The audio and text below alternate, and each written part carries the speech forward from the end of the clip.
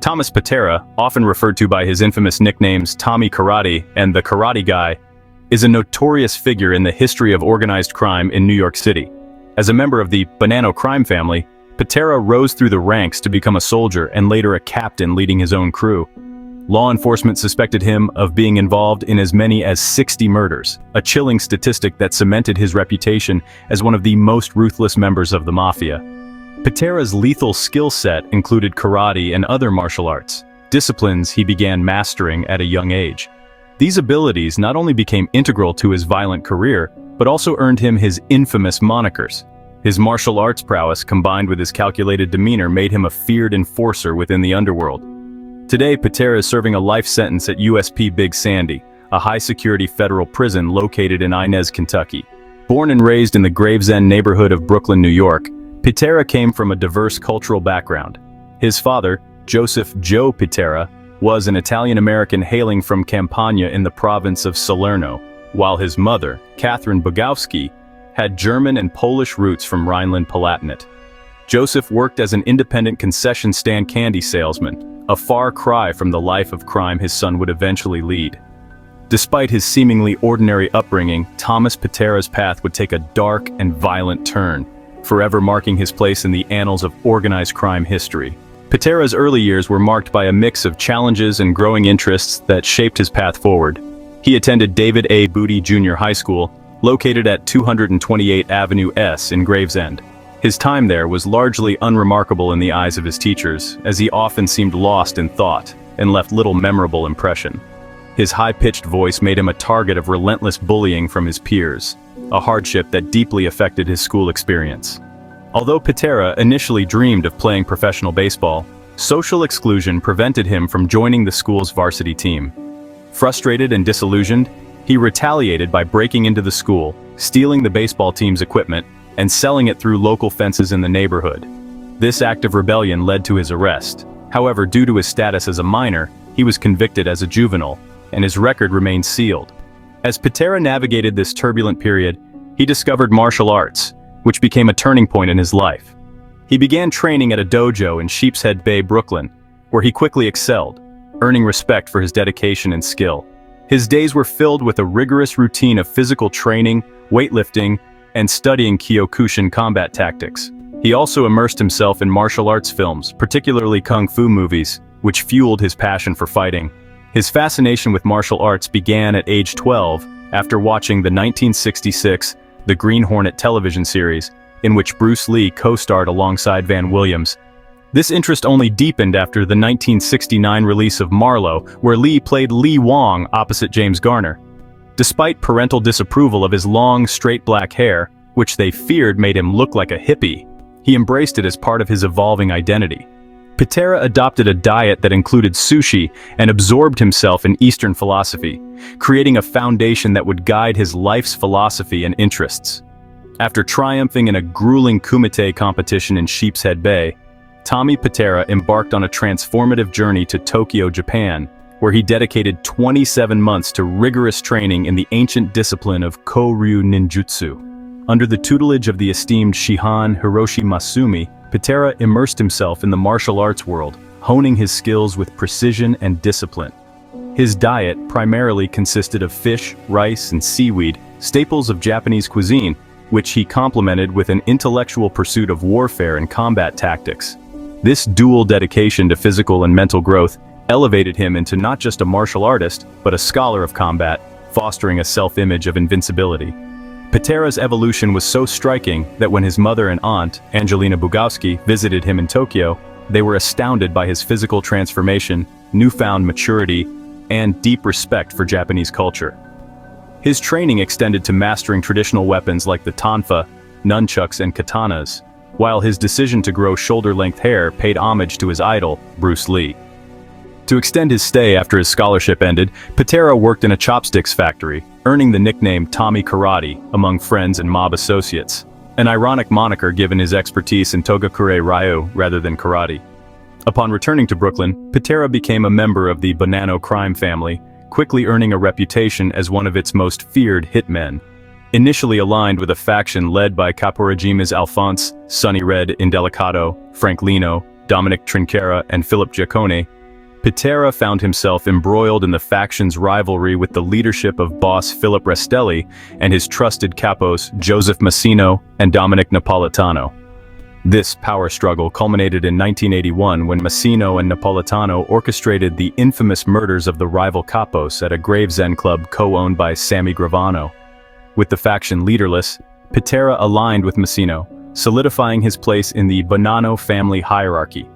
During the 1980s, Pitera was officially made into the family, assigned to Frank Lino's crew under the guidance of Consigliere Anthony Sparrow. This marked the beginning of a dark and violent chapter in his life, as he became a pivotal figure in one of the most formidable crime families in New York. On August 29, 1988, Pitera allegedly ambushed and murdered Wilfred "Willie Boy" Johnson as he walked ahead to their car. Johnson had been a longtime associate and driver for Gambino family boss John Gotti. The hit was reportedly delegated to Pitera and fellow gunman Vincent Kojak Giattino after Gotti had discovered that Johnson had been a government informant since 1966. Pitera was charged with the Johnson murder but acquitted at trial. Pitera was close to Sparrow, whose Bath Beach crew were involved in extortion, loan sharking, drug dealing, and murder, as well as robbing drug dealers and then reselling their product. Pitera's associates, Lloyd Modell and Frank Martini, murdered 2 Colombian dealers and stole 16 kilograms of cocaine. The killers intended to drive their car to Staten Island to bury the bodies, but as they could not drive a stick shift, they left the car with the bodies inside the trunk in a Brooklyn parking garage. Martini moved back to Sicily and continued his relationship with the Bonanno crime family while Pitera killed Tala Siksik, a Middle Eastern drug supplier, in his Brooklyn apartment.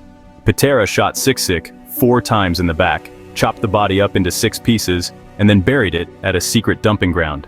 Investigators eventually found 6 of Pitera's victims in a mob graveyard in Staten Island near the William T. Davis Wildlife Refuge. Pitera had decapitated the bodies and buried the heads separately to impede their identification using dental records. Thomas Pitera's chilling methods of murder and body disposal revealed a meticulous and calculated mindset. He chose the secluded Staten Island graveyard as his preferred burial site, strategically leveraging the damp soil to hasten decomposition and the wildlife refuge to deter discovery during potential construction. Obsessed with perfection, Pitera educated himself through dissection manuals and carried a specialized toolkit for dismemberment. His attention to detail extended to burying remains deep underground, ensuring even trained police dogs would fail to detect any trace. To further cover his tracks, he meticulously wrapped body parts in plastic or sealed them in suitcases before interment. Despite his efforts to avoid detection, Pitera had a fatal flaw: a compulsion to keep trophies from his crimes, including jewelry and personal mementos of his victims. This macabre habit, alongside his other activities, eventually drew law enforcement's attention. On June 4, 1990, he faced indictment for leading a major drug trafficking operation and his involvement in 7 murders, including the 1988 killing of Wilfred Johnson. Investigators suspected Pitera's violent spree spanned as many as 30 victims. Pitera's narcotics operation was equally staggering, moving 220 pounds of cocaine annually, alongside large quantities of heroin and marijuana.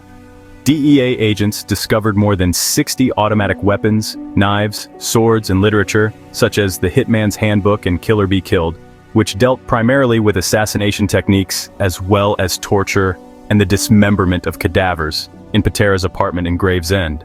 Frank Ganghi, a member of Pitera's crew and the nephew of Genovese family capo Rosario Ganghi, made a shocking decision that would alter the course of justice. After being arrested for driving under the influence, Ganghi found himself haunted by the gruesome crimes he had witnessed and participated in under the leadership of Thomas Pitera. Sitting in a holding cell, the horrors replayed in his mind, pushing him to confess. Ganghi detailed the murders he had been involved in and provided investigators with chilling insights into Pitera's cold-blooded killings. One particularly harrowing account involved Ganghi's girlfriend, Phyllis Birdie, who met a horrific fate at Pitera's hands. After a night of drugs and intimacy, Birdie was brutally murdered by Pitera while she lay unconscious in bed.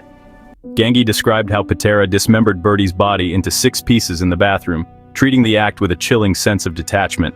Another horrifying episode revolved around a dispute with a drug dealer named Marek Kucharski. According to Ganghi, Pitera unleashed a violent frenzy, stabbing Kucharski repeatedly before slitting his throat. He called Pitera a heartless and ruthless killer, explaining in detail how Pitera tortured one victim by slowly, deliberately shooting him 7 times in various parts of the body in one of a series of murders carried out in a deliberately barbaric manner. The prosecution also produced a Drug Enforcement Administration (DEA) agent who testified to digging up graves containing the dismembered bodies of some of Pitera's victims. Pitera's defense lawyer, David A. Runke, urged the jury to reject the death penalty on the grounds that Pitera had no prior criminal record, and that other participants in the murders were allowed to plead guilty to lesser charges. Moreover, only 2 of the murder victims, Richard Leone and Solomon Stern, were killed on March 15, 1989, after the federal death penalty law went into effect. The 4 other murders took place earlier, so those counts carried maximum sentences of life in prison. Pitera's aunt, sister-in-law, and 2 cousins testified on Pitera's defense that he was a loving and caring family member. On June 25, 1992, notorious mobster John Pitera was convicted of the brutal murders of 6 individuals, as well as masterminding a vast drug trafficking empire in Brooklyn, New York. Despite this conviction, Pitera was acquitted in the case of the 1988 Johnson murder, a surprising turn in his lengthy criminal history. As the jury deliberated on his sentence, they ultimately decided against the death penalty, sparing Pitera from the ultimate punishment. In October 1992, Judge Rena Raggi, referencing the gruesome evidence that pointed to Pitera's involvement in dismembering his victims, handed down a life sentence, stating, "Mr. Pitera, nobody deserves to die as these people died." Following the ruling, Pitera displayed an unsettling calm, smiling and giving a thumbs up to reporters present in the Brooklyn courtroom, seemingly relieved that he had avoided the death penalty. However, Pitera was irritated that Gangi was petitioning Judge Raggi for a reduction of his 10-year prison sentence. Later in 1992, Judge Raggi again refused a motion to reduce Gangi's sentence. On April 3, 2012, the U.S. Second Circuit Court of Appeals denied Pitera's motion for DNA testing of the guns and other evidence in 3 of Pitera's murders. As of April 2017, Pitera is serving a life sentence at the United States Penitentiary, McCreary near Pine Knot, Kentucky. Pitera was known for his efficiency and extreme violence, often carrying out brutal murders and using elaborate methods to avoid detection. His legacy in the Mafia is marked by his rise within the ranks of the criminal underworld, showcasing the dark side of Mafia operations. Despite his violent reputation, Pitera's involvement in drug trafficking and his expanding influence in organized crime contributed to the increasing tensions between Mafia factions during the 1980s. His legacy was sealed when he was convicted for multiple murders and sentenced to life in prison. The cold-blooded nature of his crimes and his ability to evade law enforcement for a long period added to his infamy within Mafia history. Pitera's story serves as a chilling reminder of the criminal underworld's ruthless nature, with his legacy serving as a symbol of the dark, violent era of organized crime in America.